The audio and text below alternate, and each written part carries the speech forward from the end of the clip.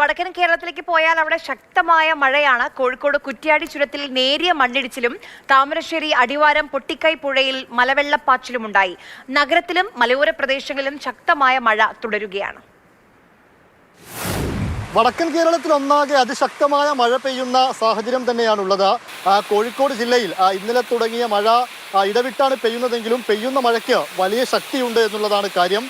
കോഴിക്കോട് മലയോര മേഖലയായ മരുതോങ്കര, കാവിലുംപാറ തുടങ്ങിയ മേഖലകളിലൊക്കെ ശക്തമായ മഴയുണ്ട്. അവിടെ കുറ്റ്യാടി ചുരത്തിൽ പക്രംതളത്തിന് സമീപം ചെറിയ തോതിൽ മണ്ണിടിച്ചിലുണ്ടായിട്ടുണ്ട്.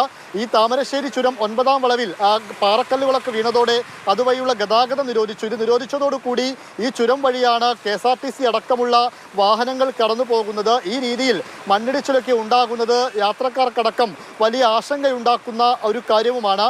അതോടൊപ്പം തന്നെ താമരശ്ശേരി ചുരത്തിന്റെ ഭാഗമായ അടിവാരത്തെ പൊട്ടിക്കൈ പുഴയിൽ വലിയ രീതിയിലുള്ള മലവെള്ളപ്പാച്ചിലുണ്ടായിട്ടുണ്ട്. മലവെള്ളപ്പാച്ചിലുണ്ടായി സമീപത്തെ പ്രദേശങ്ങളിലേക്കടക്കം വെള്ളം ഒഴുകുന്ന സ്ഥിതിവിശേഷവുമുണ്ട്. ഈ രീതിയിൽ താമരശ്ശേരി ചുരത്തിലടക്കം ആശങ്ക നിലനിൽക്കുന്ന സാഹചര്യം തന്നെയാണ് ഉള്ളത്. കോഴിക്കോട് നഗരത്തിലും അതിശക്തമായ മഴ തുടരുന്നുണ്ട്. ജില്ലയുടെ മലയോര മേഖലയിലും ആ രീതിയിൽ തന്നെ തുടരുകയാണ്. ഉച്ചവരെയൊക്കെ ഒരു ചെറിയ തോതിലുള്ള ശമനം മഴയ്ക്ക് തോന്നിയിരുന്നുവെങ്കിലും ഉച്ചയ്ക്ക് ശേഷമാണ് മഴ കനത്തത്.